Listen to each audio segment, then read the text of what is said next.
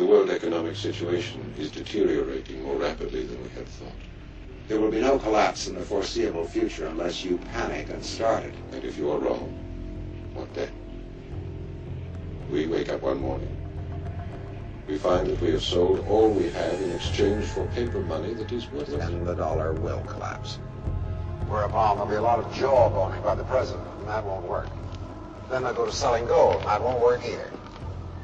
Then they'll have to go to capital controls, freeze foreign assets, stop any money from going in or out, and that will be the end of all the markets. That'll really be the finish.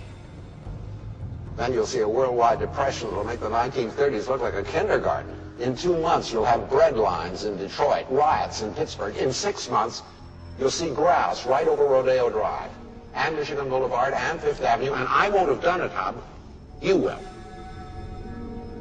All because you tried to stop a movement that couldn't be stopped anyway. Listen to me, Hub. Money, capital, has a life of its own. It's a force of nature, like gravity, like the oceans. It flows where it wants to flow. We're just going with the tide. The only question is whether you want to let it go like an unguided missile and raise hell, or whether you want to keep it in the hands of responsible people, keep it channeled, keep it quiet. Believe me, Hub, the dollar will hold. Believe me. The system will be fine, providing nobody panics.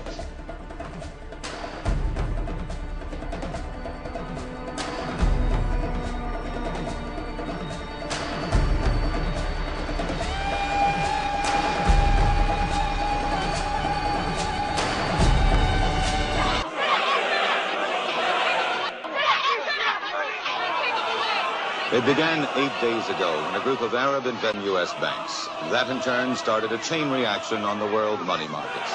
Dollars, pounds, marks, francs, yen. Not one currency escaped. This scene outside a Manhattan bank was duplicated all over the world as people saw their life savings become worthless in a matter of hours. Good evening. I'm George Page in New York, and this is another in our series of reports on the world economic crisis. The growing paralysis of the industrial world has left millions without jobs, without money, and without hope. Crowds of unemployed poured into Washington yesterday. They stood in silent protest before the nation's leaders. At the same time, more than 1 million people packed St. Peter's Square, where the Pope urged calm and nonviolence. The pontiff asked for prayers for world leaders, prayers and peace and reason. But the last 24 hours have been marked by growing protests and ever-increasing violence. Last night, demonstrators burned American currency in front of the White House, and attempts to put out the fires led to a confrontation with police.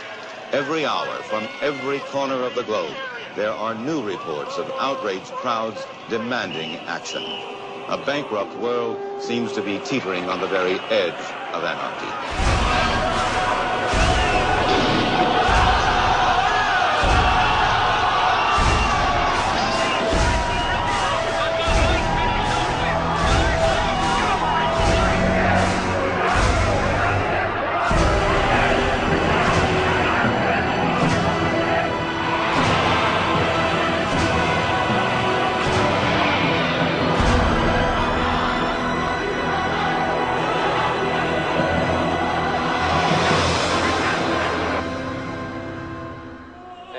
Continued coverage from around the world.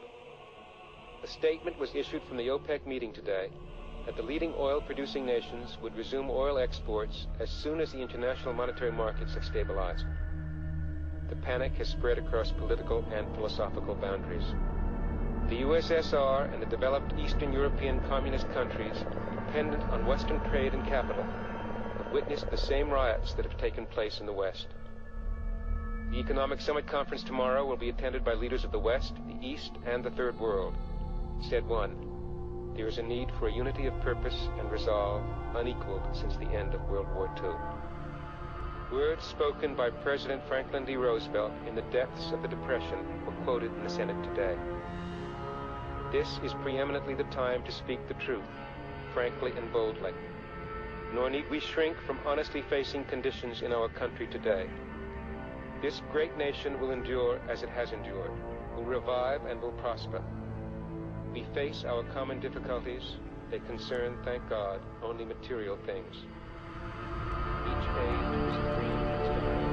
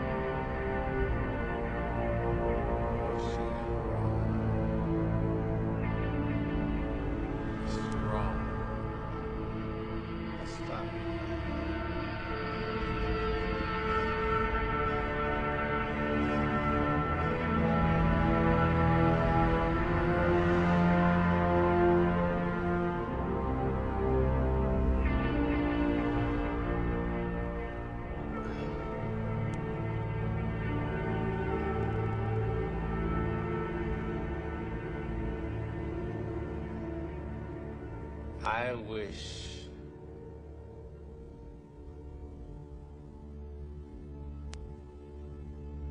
no.